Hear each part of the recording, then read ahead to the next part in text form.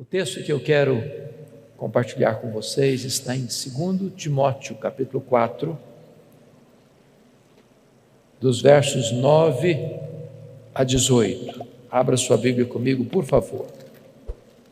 Segunda carta de Paulo a Timóteo, capítulo 4,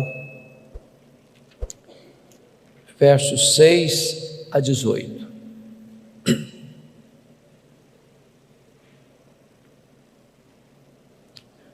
Todos vocês devem saber que esta carta foi a última carta que o apóstolo Paulo escreveu. E Paulo escreveu esta carta da sua segunda prisão em Roma. Segundo os historiadores, a prisão marmetina, que era uma espécie de masmorra, úmida, fria, insalubre, de onde as pessoas saíam leprosas ou saíam para o martírio.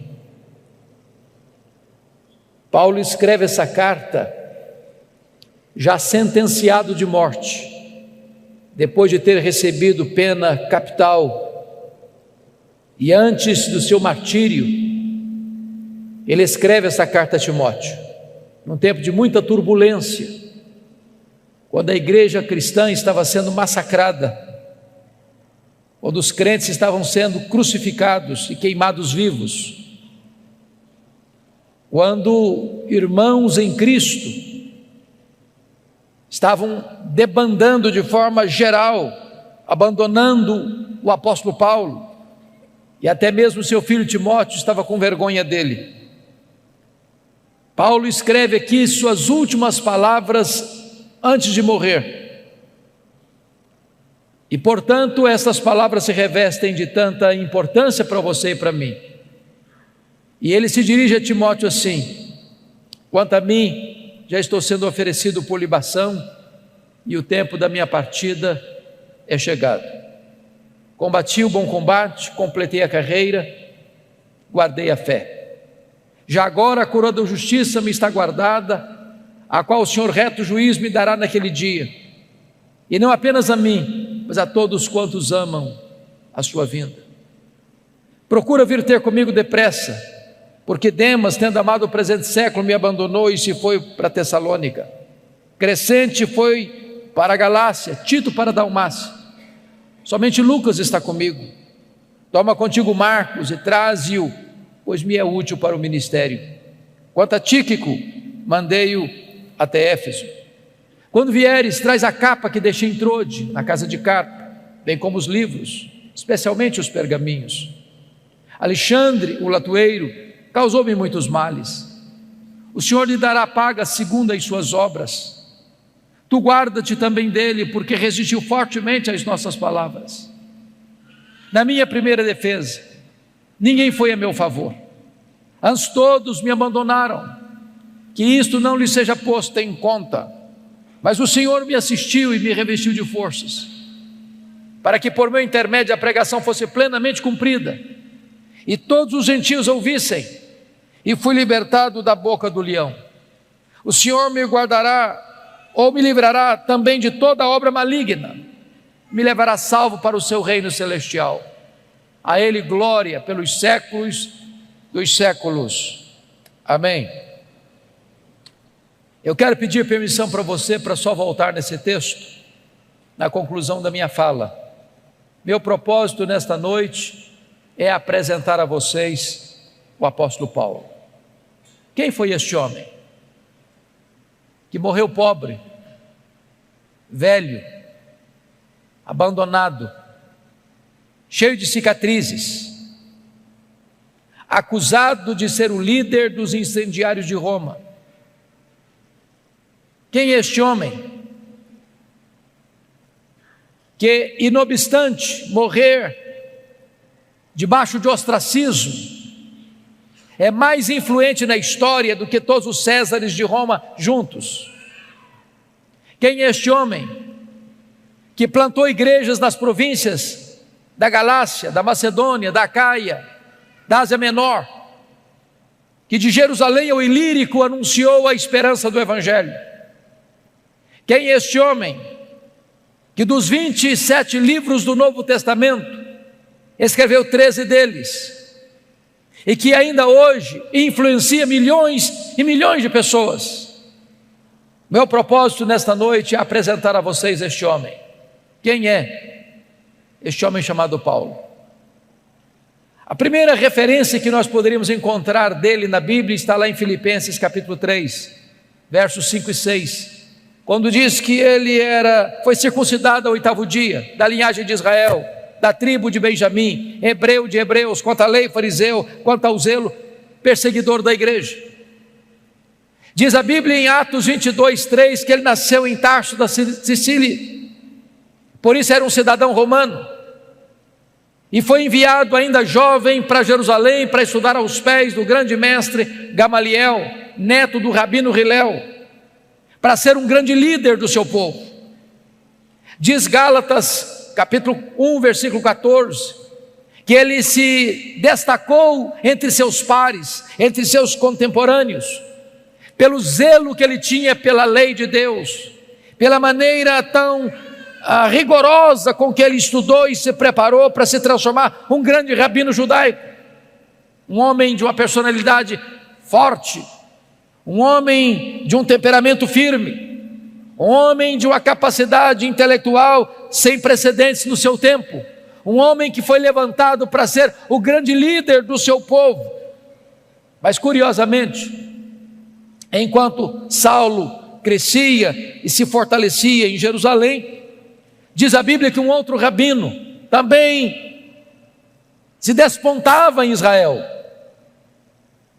não na decantada Jerusalém, território dos grandes luminários do saber teológico, mas na pequena, na desprezada Nazaré da Galileia, não perlustrando os bancos de uma universidade, mas com as mãos calejadas, trabalhando na faina de uma carpintaria. Diz a Bíblia que este rabino da Galileia, aos 30 anos de idade, deixa Nazaré, vai ao Jordão e é batizado por João Batista e dá início ao seu ministério. A Bíblia diz que ele ensinava não como os escribas e fariseus, mas como quem tinha autoridade. Os cegos viam, os coxos andavam, os mudos falavam, os surdos ouviam, os leprosos eram purificados, os mortos ressuscitavam, a glória de Deus nele se manifestava. Isso provoca o ciúme e a inveja dos fariseus, dos escribas, dos saduceus, dos religiosos de Jerusalém. Caçam-no, perseguem-no, prendem-no, crucificam-no, sepultam-no para alívio do sinédrio judaico. Mas no terceiro dia, após seu sepultamento, no primeiro dia da semana, uma notícia explode como uma bomba no arraial do sinédrio.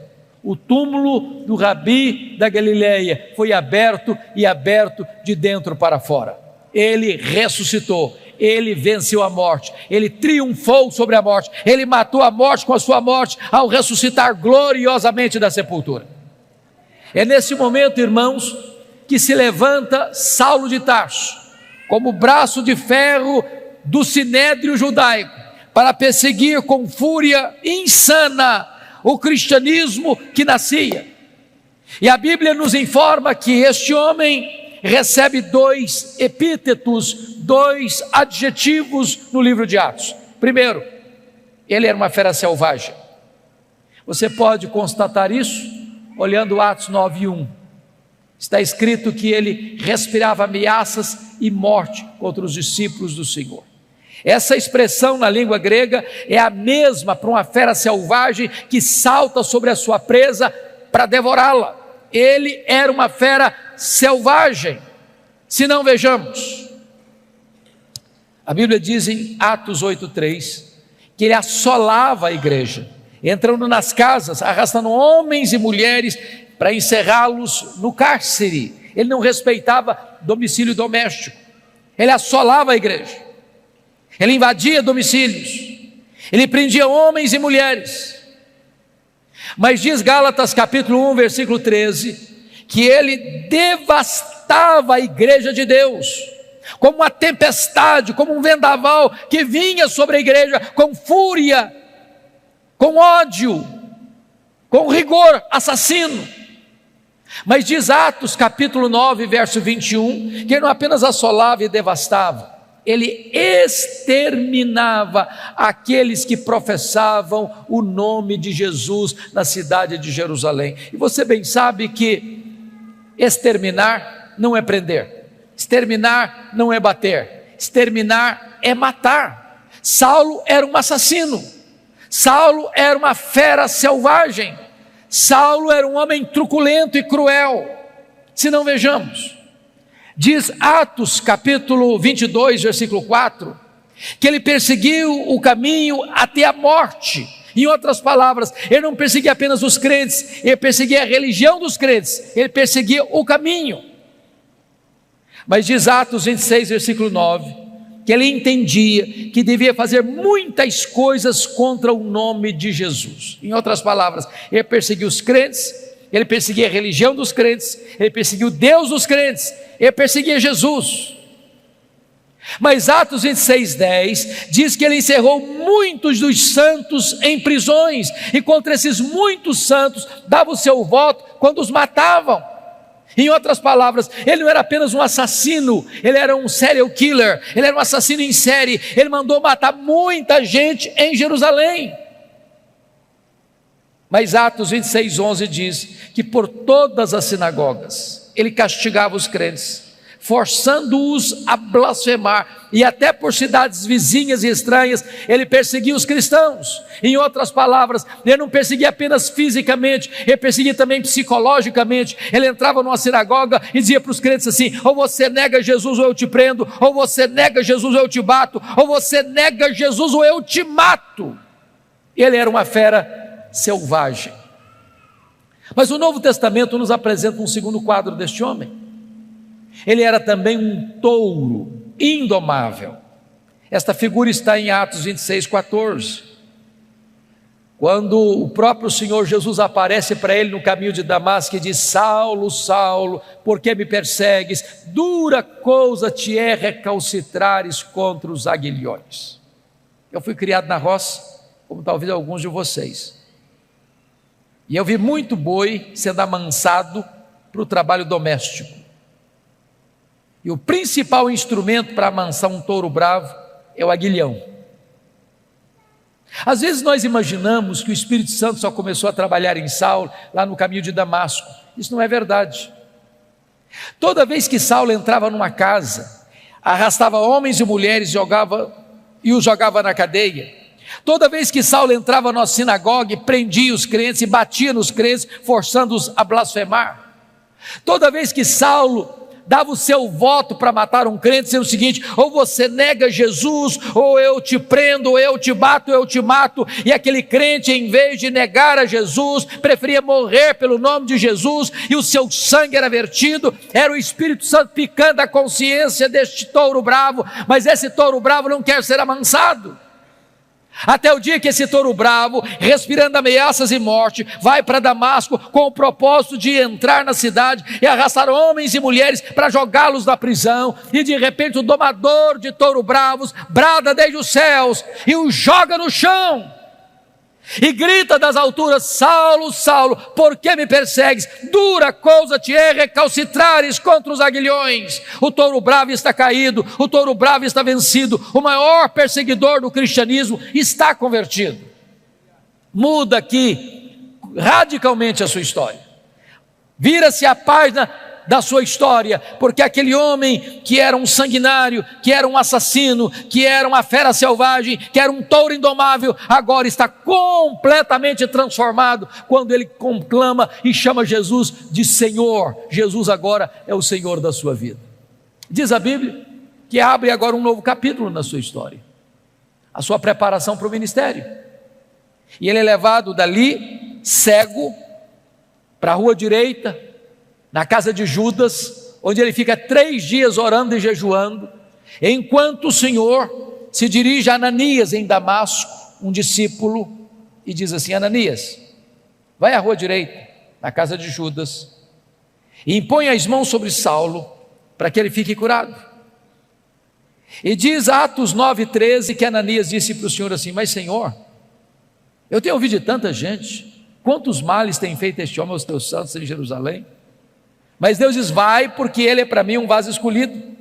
Eu enviarei para longe aos gentios e aos reis, e eu lhe mostrarei o quanto importa sofrer pelo meu nome.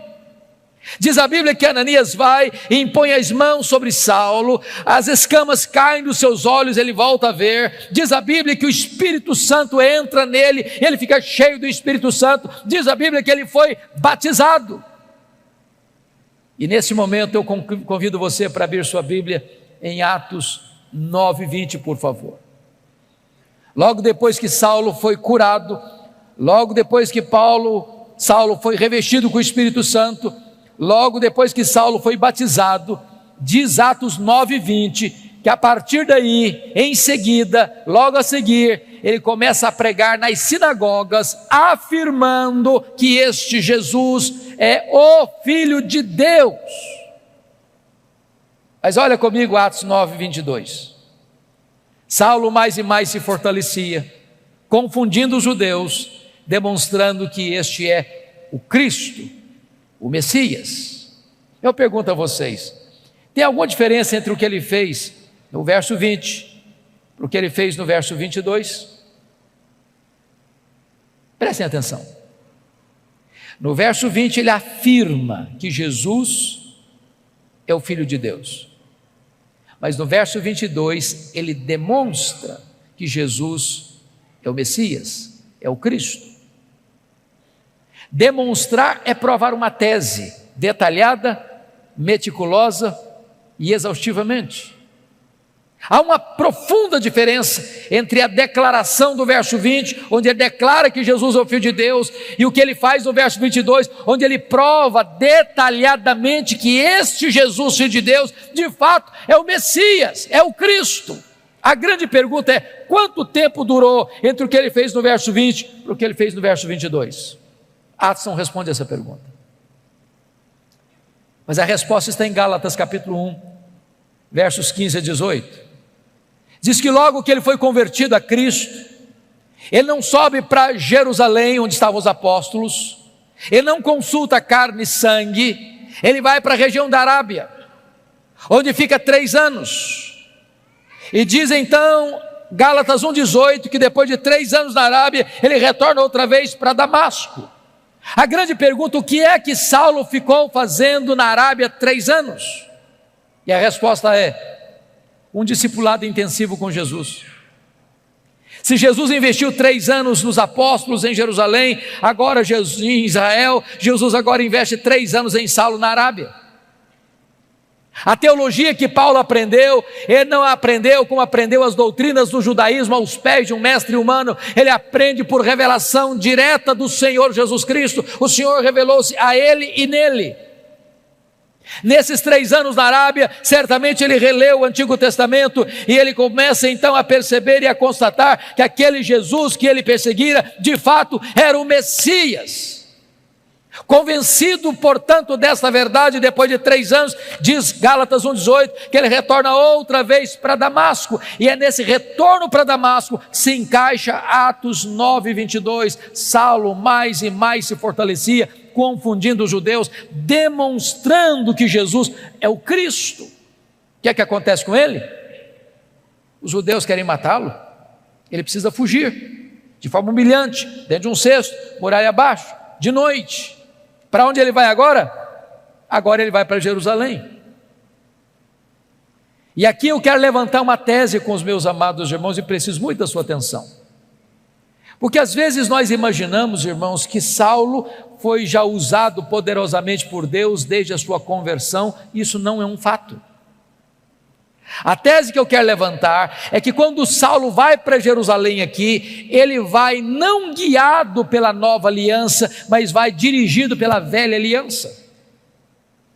A nova aliança foi uma doutrina gloriosa que o próprio apóstolo Paulo mais tarde vai expor lá na sua 2ª carta aos Coríntios, a partir do capítulo 2, verso 14, quando ele diz: graças porém a Deus, que em Cristo sempre nos conduz em triunfo, e por meio de nós manifesta a fragrância do seu conhecimento, tanto nos que são salvos como nos que se perdem. Para uns cheiro de vida para a vida, para outros cheiro de morte para a morte. Mas quem porém é suficiente para essas coisas? A pergunta fica no ar no capítulo 2, versículo 16 de 2 Coríntios, e só é respondida no capítulo 3, a partir do verso 4 a 6, quando diz: a nossa suficiência vem de Deus. O que é a velha aliança? A velha aliança é o que aconteceu quando Moisés desceu com as tábuas da lei do Monte Sinai. O povo disse para Moisés: tudo que o Senhor falou, nós faremos. Pergunta: vocês fizeram? Não, não fizeram. Por que não fizeram? Faltou-lhes sinceridade? Não, faltou-lhes poder. A velha aliança pode ser resumida assim: tudo depende de mim, nada depende de Deus. A nova aliança pode ser resumida assim: tudo depende de Deus, nada depende de mim. Pois eu quero lhes dizer que quando Saulo sobe para Jerusalém, ele está governado não pela nova aliança, mas pela velha aliança. Sabem por quê?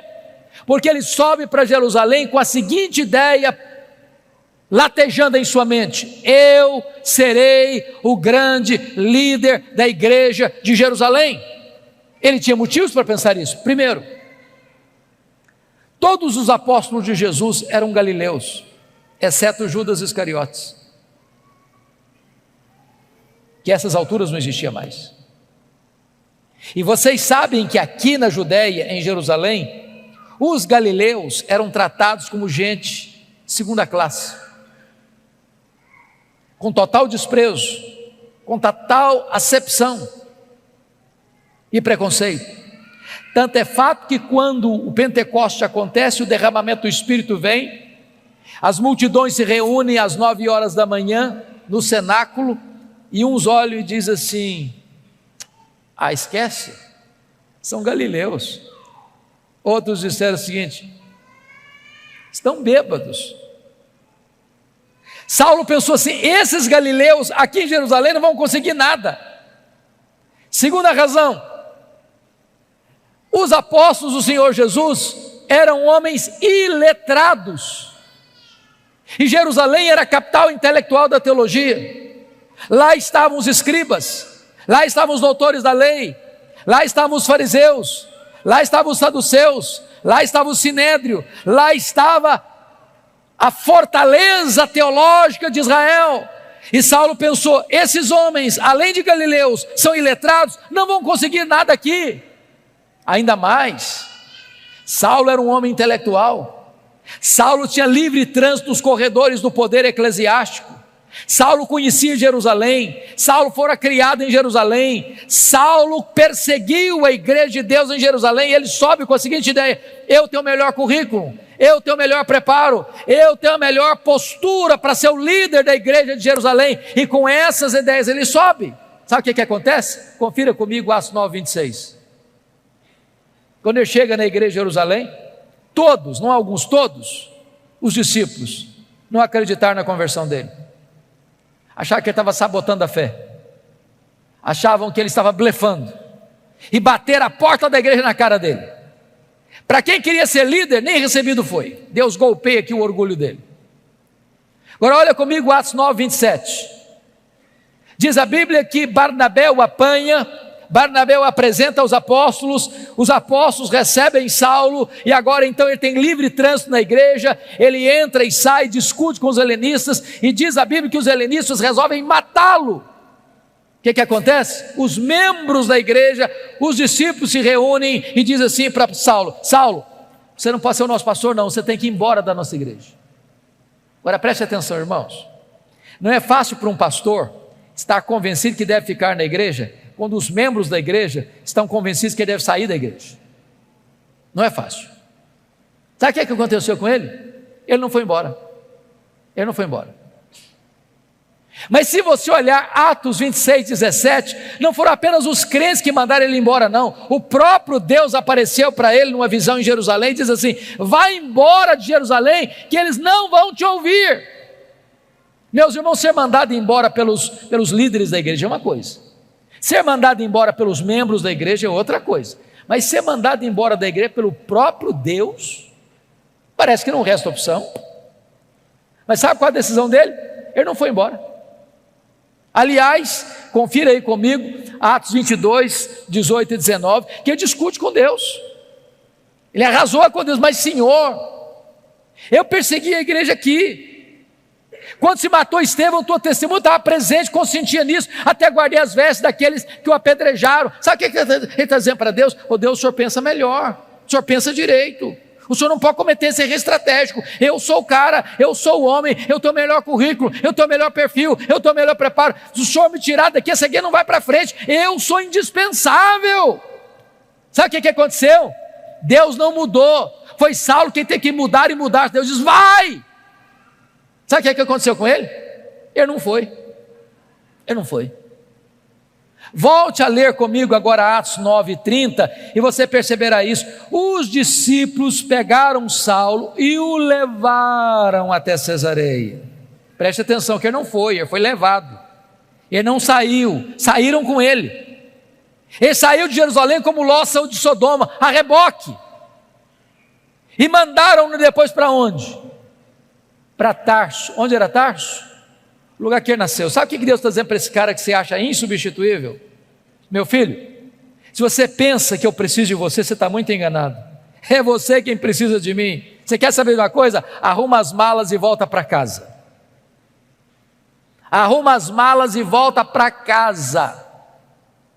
Entenda isso, amado irmão. Deus não precisa de você, é você quem precisa de Deus. Você não é insubstituível. Sabe o que aconteceu com ele? Para quem queria ser o líder, ele fica lá em Tarso mais de 10 anos, no molho, no anonimato, longe dos holofotes, longe das luzes da ribalta. Sabe por quê, irmãos? Porque primeiro Deus estava trabalhando nele, para depois Deus trabalhar através dele. Deus está mais interessado em quem você é do que no que você faz. Você primeiro precisa entender que tudo depende de Deus, nada depende de você. Mas o pior não tinha acontecido não. O pior está em Atos 9:31, confira aí comigo. No dia que Saulo arrumou as malas e foi embora da igreja de Jerusalém, diz a Bíblia que a igreja passou a crescer e passou a ter paz. Você quer uma coisa pior do que isso para um pastor? No dia que o pastor vai embora da igreja, todos os problemas da igreja se resolvem. A igreja explode em crescimento. Tudo depende de Deus, nada depende de nós. Muitos anos depois, acontece um avivamento em Antioquia da Síria, terceira maior cidade do mundo. A igreja de Jerusalém manda para lá Barnabé, e diz Atos 11:25 que Barnabé, ao chegar lá, corre para Tarso, lembra-se de Saulo, pega Saulo, leva para Antioquia, e lá eles ensinam uma multidão de discípulos. Então Atos 13:1-3 diz que quando a igreja estava reunida em oração e jejum, o Espírito Santo apareceu e disse assim: separai-me agora a Barnabé e a Saulo para a obra que os tenho chamado. Agora preste atenção a quem o Espírito Santo mandou separar. Não foi Saulo e Barnabé, foi Barnabé e Saulo. Você já foi reserva alguma vez? Já ficou na sombra de alguém alguma vez? Ele não era o líder, ele era o liderado. Deus ainda estava trabalhando nele para depois Deus trabalhar através dele. Então eles saíram para a obra missionária. O jovem João Marcos, primo de Barnabé, os acompanha como auxiliar dos dois missionários. Eles chegam em Pafos, e diz a Bíblia que ali em Pafos o procônsul Sérgio Paulo está interessado no evangelho, mas o seu mágico particular Elimas tenta impedir o procônsul de ouvir o evangelho, e diz a Bíblia que Saulo, cheio do Espírito Santo, se dirige ao mágico assim: ó filho do diabo, até quando perverterás os retos caminhos de Deus, pois ficarás cego. O mágico fica cego, os olhos espirituais do procônsul são abertos e ele é convertido a Cristo. E diz a Bíblia que a partir dali, Saulo deixa de usar o seu nome judaico Saulo para usar o seu nome romano Paulo, e a partir dali ele se transforma no maior líder do cristianismo. Sabem por quê? Porque agora ele tinha entendido a verdade: tudo depende de Deus, nada depende de mim. Dali eles saem para perto da Panfilha, Atos 13:13. Diz a Bíblia que em Atos 13:13, em perto da Panfilha, o jovem João Marcos deixa os dois missionários e volta para Jerusalém. Você pode até perguntar: por que o João Marcos deixou os dois missionários? A Bíblia não diz, mas eu lhes darei 3 possibilidades. Primeira, quando ele saiu de Antioquia, ele pensou que fazer missões era turismo. Quando ele percebeu que não era turismo, ele ficou decepcionado, disse: não, isso eu não quero não. Segunda possibilidade, quando ele saiu de Antioquia, o líder da caravana era o seu primo Barnabé. No meio do caminho muda o comando, agora é Paulo o comandante. Não, sob o comando do meu primo eu vou, o comando desse outro aqui eu não vou não. Terceira possibilidade, eu creio nessa. Diz Gálatas capítulo 4, versos 13 a 15, que Paulo pregou o evangelho pela primeira vez na Galácia, Antioquia da Pisídia, Icônio, Derbe e Listra, por causa de uma enfermidade física. Que enfermidade física era essa? Que ele chamou em 2 Coríntios 12, 7, de um espinho na carne, mensageiro de Satanás, para lhes bofetear, a fim de que ele não se ensoberbecesse. A Bíblia não diz que ele saiu doente de Antioquia, mas a Bíblia diz que ele chegou doente no primeiro destino da sua viagem missionária.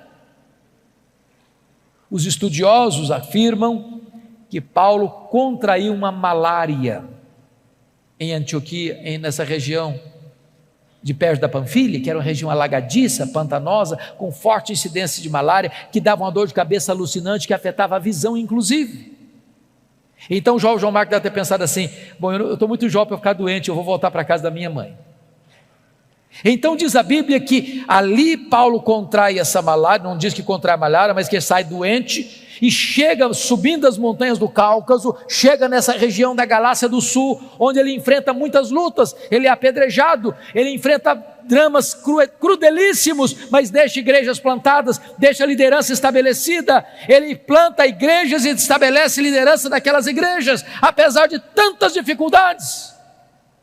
Diz Atos 14, verso 26 e 27, que ao término dessa primeira viagem missionária, eles retornam para a igreja de Antioquia da Síria, reúnem a igreja e relatam à igreja quantas coisas fizeram Deus por intermédio deles, e como Deus abrira a porta do evangelho para os gentios.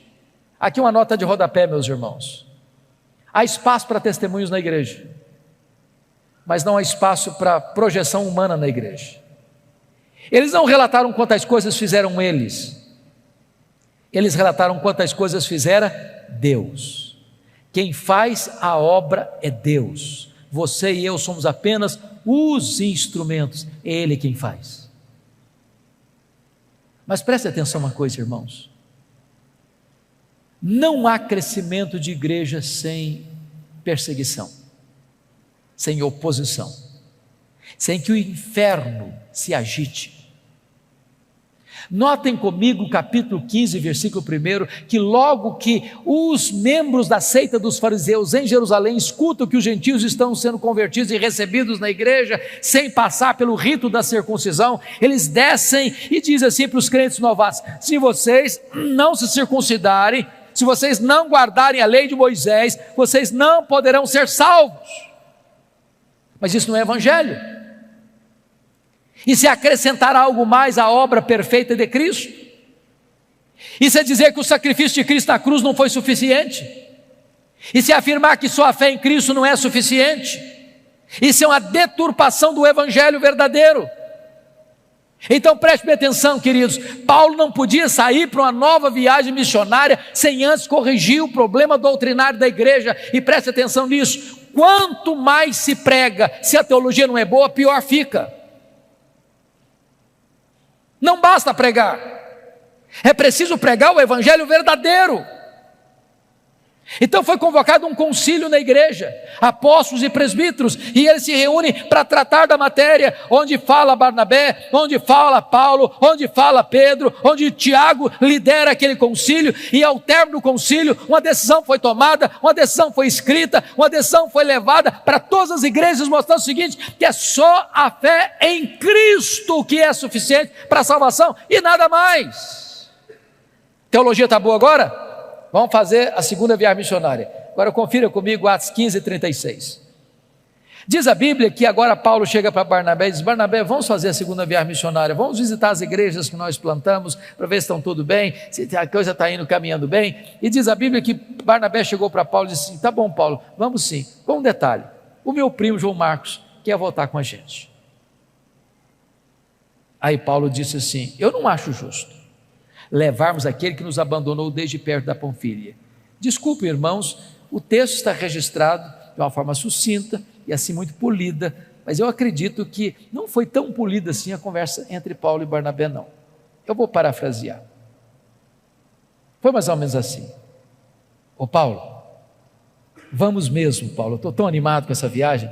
Só um detalhe, lembra do João Marcos, o meu primo, aquele que nos deixou lá em Perge, da Panfília? Pois é, Paulo, ele quer ir voltar com a gente. Eu acho que o Paulo fechou o semblante e disse: você está de brincadeira comigo, né, Barnabé? Não é verdade, ele quer voltar com a gente. Barnabé, não é possível, eu não quero, esse rapaz não serve para ser meu companheiro, comigo ele não vai, Barnabé. Mas Paulo, vamos dar uma chance para o rapaz, ele é jovem, ele é novo, ele vai aprender. Comigo ele não vai, Barnabé. Mas Paulo, você está sendo intolerante, Paulo, vamos dar uma chance para o rapaz. Comigo ele não vai, Barnabé. Diz a Bíblia que houve tal desavença entre eles, que não puderam caminhar juntos mais, por causa de João Marcos. Barnabé investiu no João Marcos, foi para Chipre com ele. Paulo pegou Silas, profeta da igreja de Jerusalém, foi para outra região. Paulo queria ir para a Ásia, o Espírito Santo o impediu. E de noite ele escuta, tem uma visão de um varão macedônio dizendo: passa a Macedônia e ajuda-nos. Ele entra na Macedônia, cidade de Filipos, colônia romana. Ele vai numa reunião de oração à beira do rio, e Deus abre o coração de Lídia e começa uma igreja na casa dela. Ele está indo para a reunião de oração, uma menina possessa, endemoniada, está atormentando, perturbando a caminhada de Paulo, e Paulo a liberta, e os homens da cidade se rebelam, e Paulo é preso, e Silas é preso, e eles são açoitados, suas vestes são rasgadas, e jogados num tronco interior de uma prisão imunda.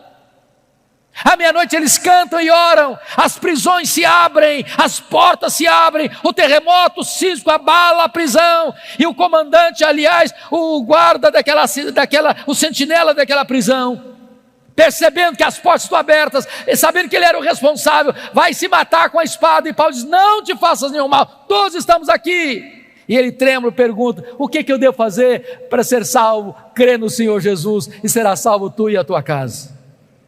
E o carcereiro é convertido, o carcereiro é batizado, a obra de Deus é estabelecida naquela cidade. Diz a Bíblia que Paulo vai para frente em Tessalônica e ele é escorraçado. Diz a Bíblia que ele vai para Bereia e ele é enxotado. Agora preste atenção nesse detalhe.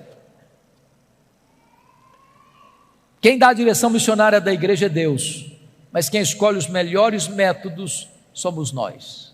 Prestem atenção no que Paulo vai fazer. Paulo só vai se fixar em cidades estratégicas. Ele sabia que tinha pouco tempo. Filipos é colônia romana, Tessalônica era a capital da Macedônia, Bereia era a importante cidade da Macedônia, Atenas era a capital intelectual do mundo, Corinto era a capital da província da Caia, Éfeso era a capital da província da Ásia Menor. O que Paulo está nos ensinando, irmãos? Metodologia missionária. Vamos plantar uma igreja? Vamos. Onde? Que cidade? Vamos comprar um terreno? Vamos alugar um salão? Vamos construir um templo? Vamos. Em que bairro? Em que rua? Que terreno? Porque às vezes nós escolhemos o lugar mais difícil, mais escondido, de mais difícil acesso, e ficamos lá patinando 20 anos.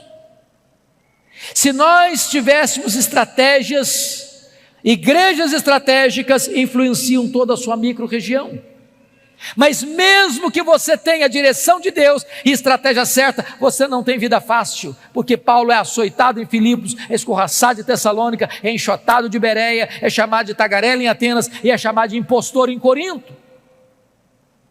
Ele já tinha escrito a primeira carta aos Gálatas lá em Antioquia da Síria, e agora quando ele chega em Corinto, ele escreve as suas duas cartas aos Tessalonicenses.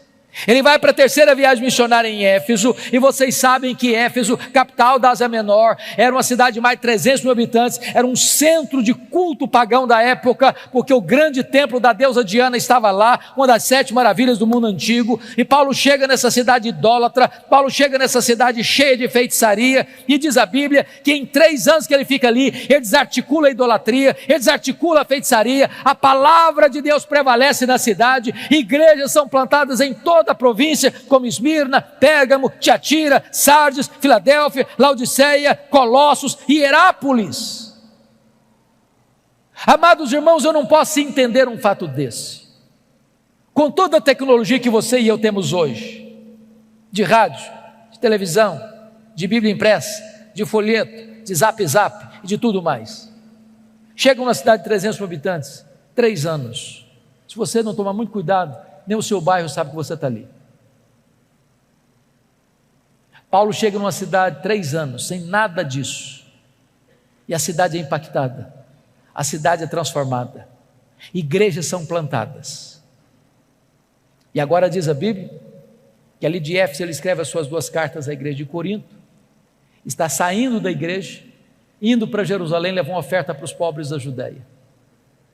Isso porque ele assumiu um compromisso em Gálatas 2,10 de ir para os gentios, mas não se esquecer dos pobres. Isso porque Atos 18,2 diz que no tempo de Cláudio uma grande fome invadiu o mundo e muitos judeus foram expulsos, aliás os judeus foram expulsos de Roma e voltaram para a Judéia sem casa, sem propriedades para trabalhar. E Paulo levanta uma oferta e vai levando essa oferta. Quando ele chega para embarcar em Mileto, ele diz para os presbíteros de Éfeso assim: o Espírito Santo me assegura que o que eu vou enfrentar pela frente são cadeias e tribulações, mas em nada eu considero a vida preciosa para mim mesmo, conquanto eu complete a minha carreira e o ministério que eu recebi do Senhor Jesus para testemunhar o evangelho da graça de Deus. Quando ele chega e desembarca em Cesareia Marítima, Ágabo prende com o cinto e diz: você vai ser preso em Jerusalém, é isso que vai acontecer com você lá. Os discípulos tentam demover, ele diz: eu estou pronto não só a ser preso, eu estou pronto a morrer por Jesus em Jerusalém. Ele chega e é preso mesmo.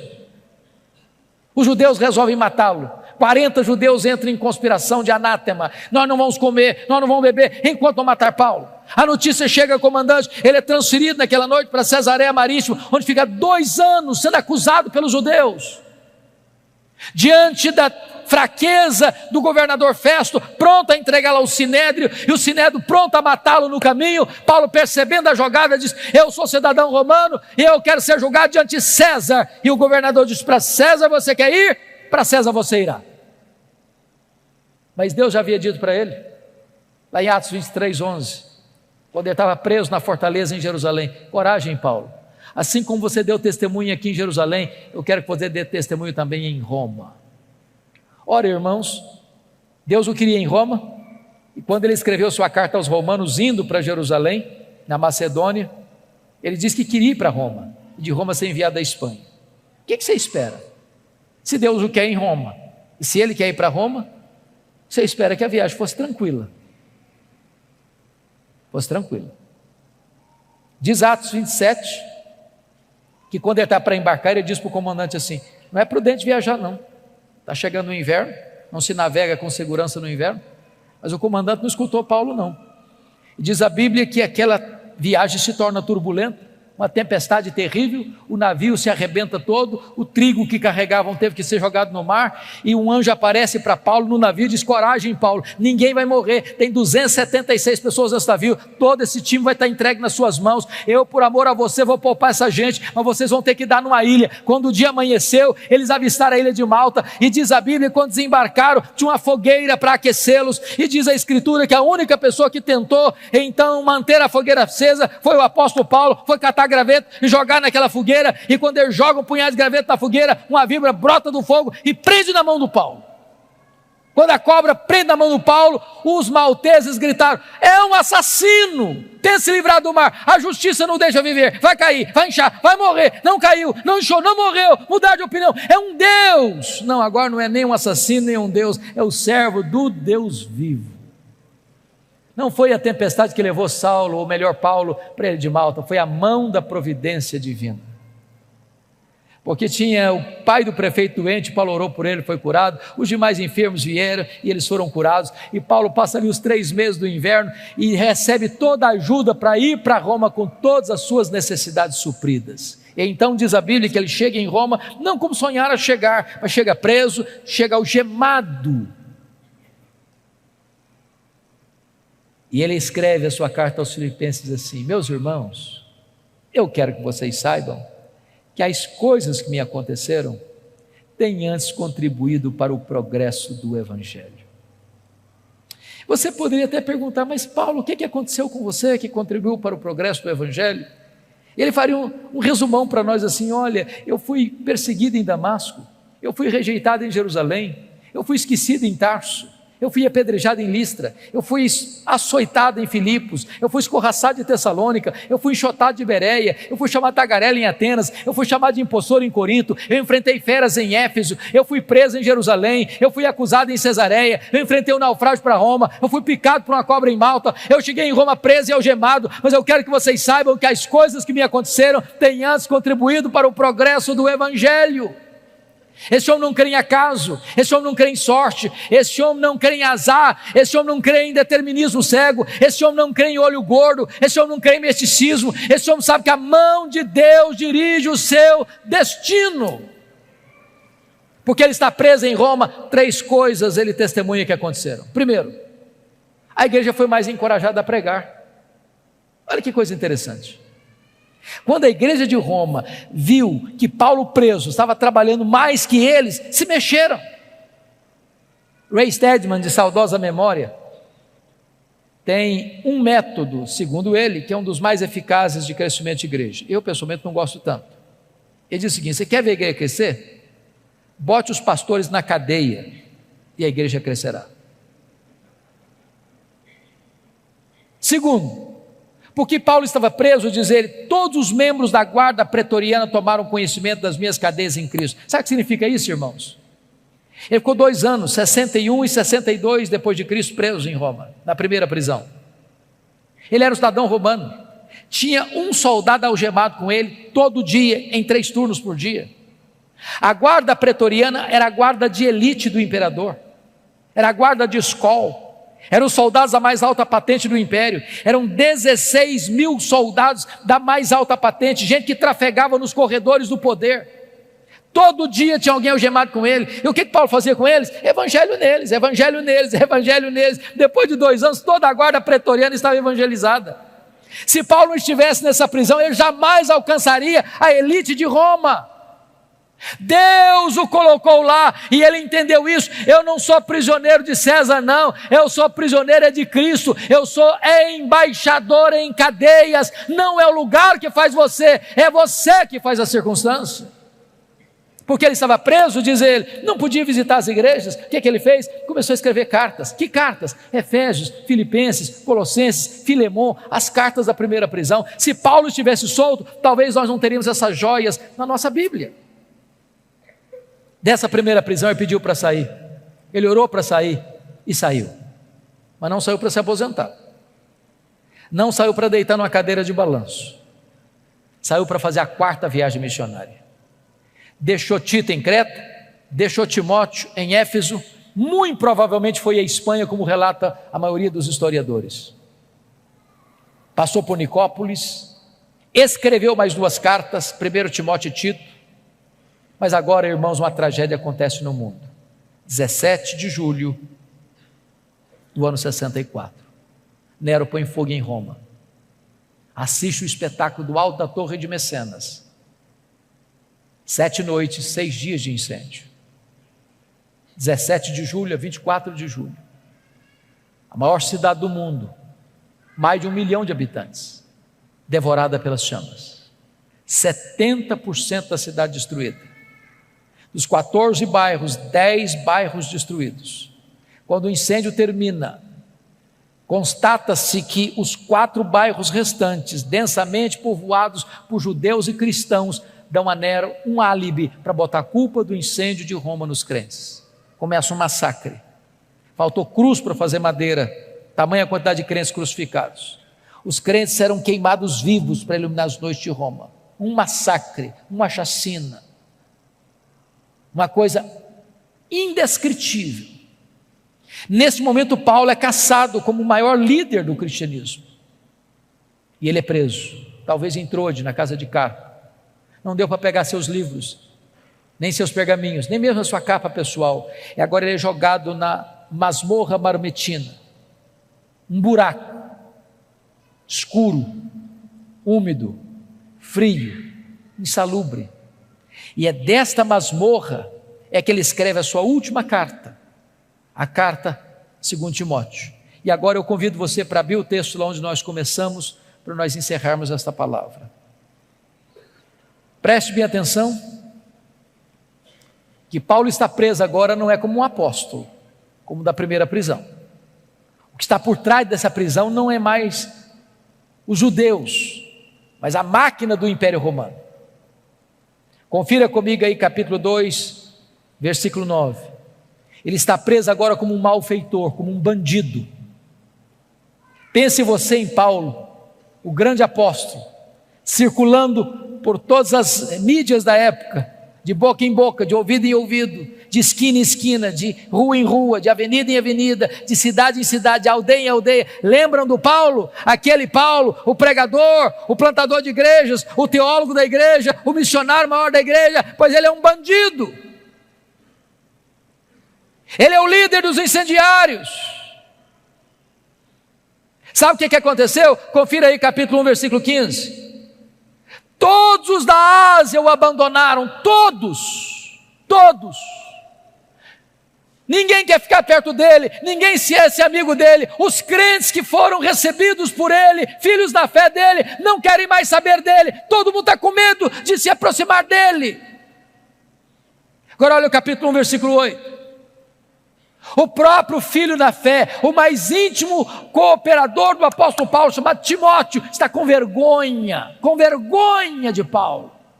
Paulo diz: meu filho, não te envergonhes das minhas cadeias.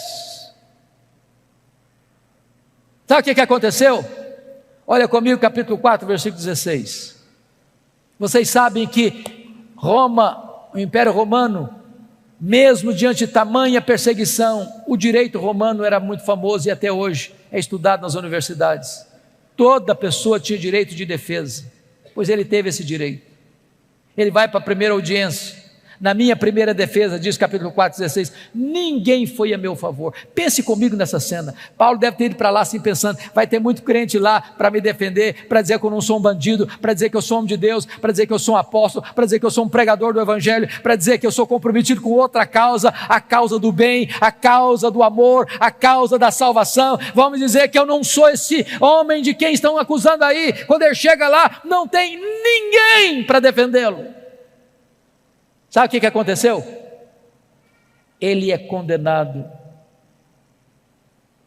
não à prisão perpétua, é condenado à pena de morte. Pena de morte. É dessa forma que ele escreve essa carta. O que ele tem para repartir conosco? Primeiro ele vai fazer uma avaliação da vida. Olha aí a avaliação do passado. Versículo 7, combati o bom combate, completei a carreira, guardei a fé. Todos os verbos estão no passado. Está dizendo o seguinte: a vida não foi amenidades não. Eu não larguei a obra no meio do caminho não. Eu não prostituí meu ministério não. Eu guardei a fé. Ele faz uma avaliação agora do seu presente no verso 6. Quanto a mim, já estou sendo oferecido por libação, e o tempo da minha partida é chegado. Sabe o que ele está dizendo? Ele está dizendo o seguinte: não é Roma que vai me matar não, eu que vou me entregar. Eu não vou me entregar para Roma não, eu vou me entregar como libação ao Senhor. E eu não vou morrer também não, eu vou partir, porque essa palavra partida aí é um eufemismo para a morte. Essa palavra no grego tem 3 significados. Primeiro, é aliviar alguém de um peso. Sabe o que é morrer para um crente? É descansar da sua fadiga.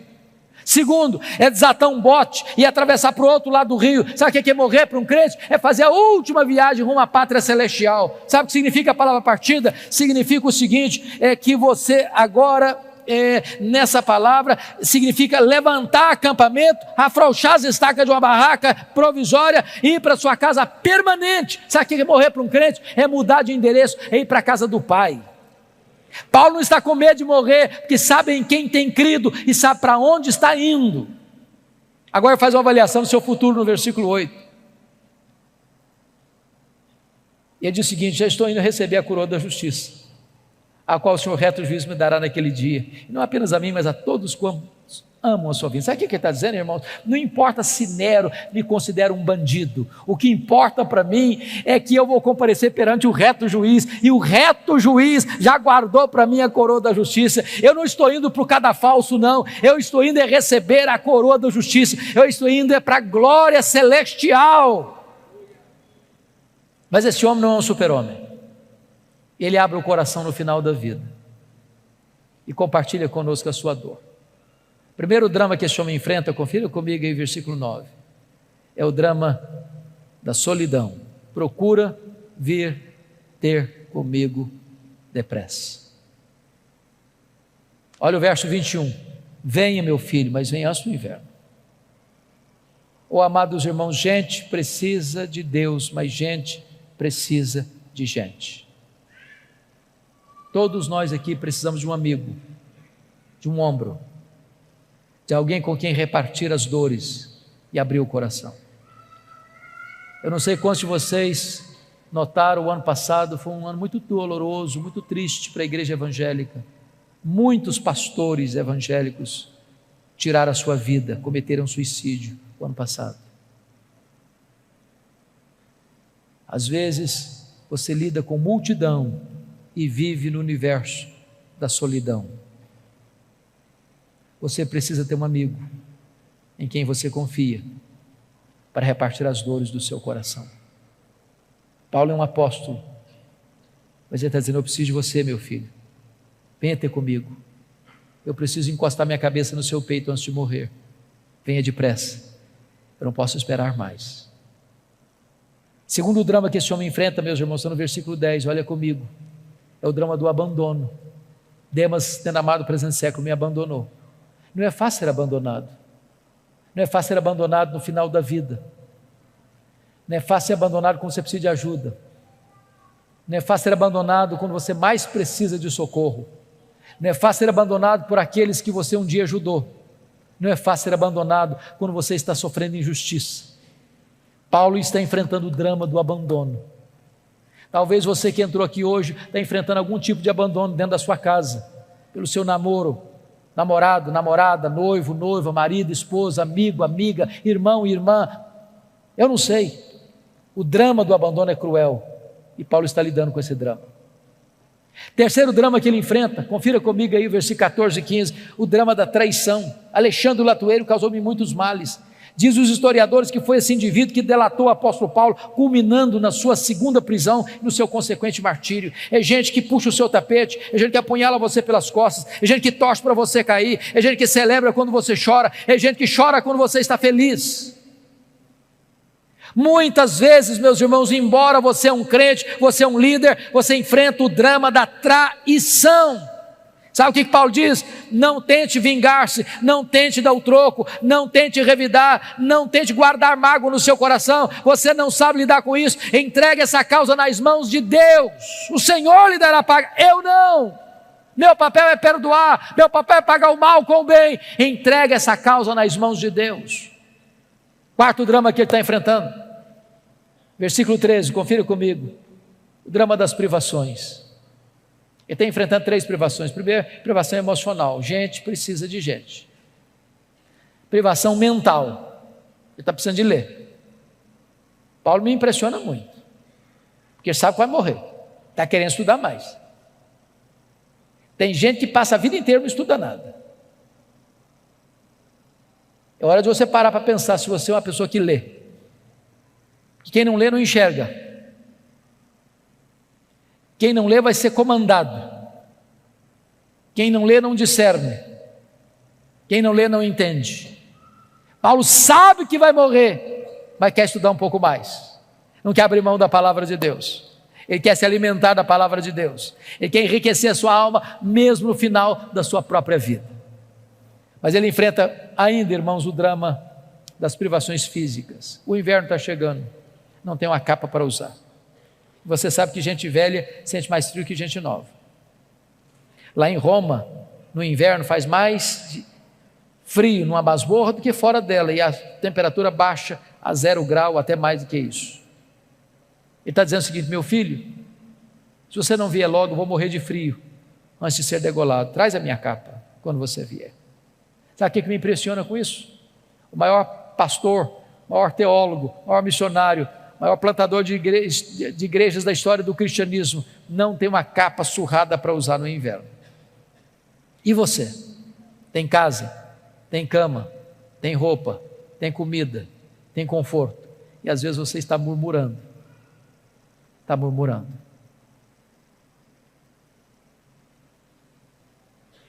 Finalmente, irmãos, talvez o mais doloroso dos dramas, está no versículo 16, é o drama da ingratidão. Na minha primeira defesa, ninguém foi a meu favor. Você precisa cuidar do seu coração, sabe por quê? Se você tiver expectativa nos homens, você pode se frustrar. Você investe, você semeia, você abençoa, você trabalha, e quando você precisa de ajuda, às vezes essa ajuda não chega. Essa mão estendida não se abre para você. Mas bendito seja Deus, porque diz no verso 17 assim: mas o Senhor me assistiu, me revestiu de forças. Pode faltar para você o apoio dos homens, mas não faltará para você o apoio de Deus. Pode faltar para você o apoio da terra, mas não faltará para você o apoio do céu. Deus nunca vai desamparar você. Mas, amados irmãos, chega o dia da execução. Você pode imaginar o que esse homem está sentindo? Há alguns anos nós vimos com muita tristeza um brasileiro sendo executado num país asiático. A embaixada brasileira lutou. Muitas cartas, centenas de cartas foram para aquele país. Nada adiantou. Aquele moço, pegado com drogas, foi executado. Não é fácil chegar o dia no corredor da morte. Agora imagine esse homem carcereiro indo lá na masmorra de Marmetina, escura, úmida, insalubre, um buraco de pedra, escorrendo água. O inverno está chegando, é muito úmido. Eu imagino esse homem andando pelos corredores escuros daquela prisão. Eu imagino aquele homem abrindo aquela pesada porta de ferro dessa masmorra. Eu imagino esse homem entrando com a tocha de fogo para conseguir enxergar muito bem o que está lá dentro. E ele grita então: prisioneiro Paulo, prisioneiro Paulo, prisioneiro Paulo. Talvez lá no canto, alguns trapos em cima da pedra úmida. Aquele velho cheio de cicatrizes se levanta e diz: sou eu estou aqui. Ele é acorrentado, ele é retirado dessa masmorra úmida, ele é levado ao cadafalso, ao local do patíbulo e da execução.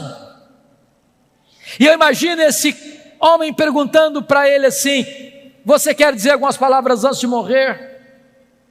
Pensando que ele havia de dizer da mágoa, da dor, do ressentimento, da revolta, da tristeza, da decepção. E o velho apóstolo responde: sim, eu quero dizer algumas palavras antes de morrer. Naquele momento, ele ergue os olhos aos céus e diz a ele: ao Senhor Jesus, glória pelos séculos dos séculos. Amém.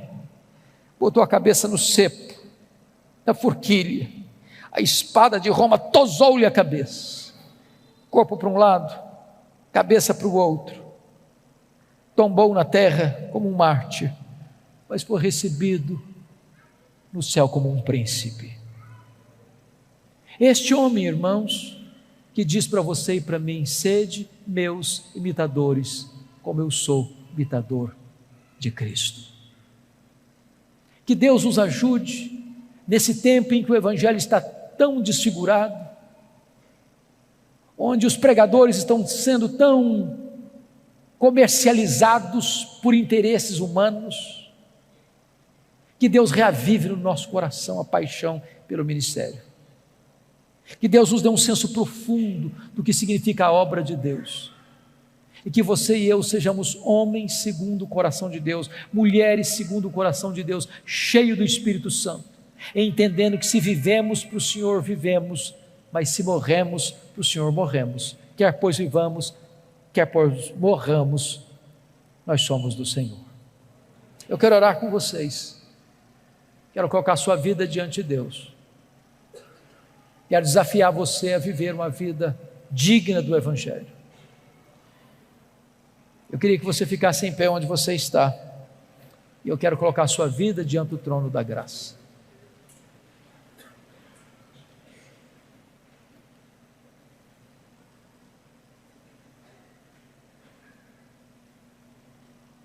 Eu não sei como que você entrou aqui hoje,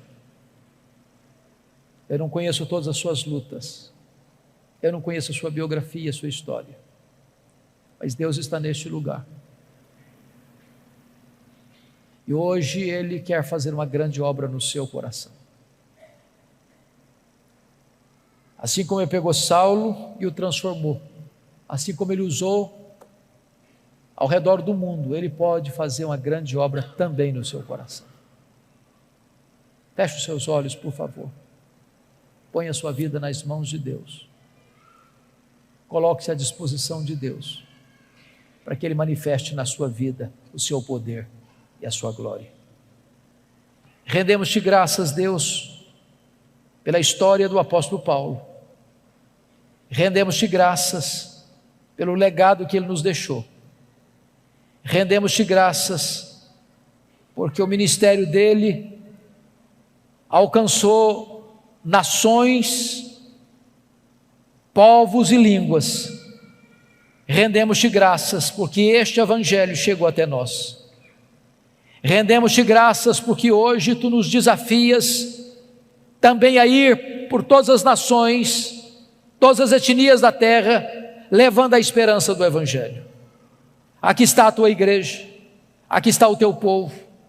Reveste este povo com o poder do Espírito Santo, capacita este povo com a unção do alto, e permita, meu Deus, que nada neste mundo atraia o nosso coração, nem as riquezas, nem os prazeres, nem o sucesso, nem o glamour deste mundo seduza o nosso coração. Que o nosso coração seja totalmente teu, que a nossa alma esteja repleta e cheia e transbordante do poder do Espírito Santo, que a tua glória inunde esta casa, que a tua glória inunde cada coração aqui, e que a tua igreja aqui representada em diversas denominações e igrejas dessa região, saia, meu Deus, no poder do Espírito Santo, para impactar essas cidades, para influenciar essas cidades com o poderoso evangelho do Senhor Jesus Cristo. Muito obrigado por esta noite, muito obrigado por esta igreja que nos acolhe, muito obrigado pela presença do teu povo, muito obrigado, meu Deus, por este culto precioso, muito obrigado pela tua palavra bendita, e receba nesta noite o tributo de louvor do nosso coração, pois choramos em nome de Jesus, a razão da nossa esperança. Amém.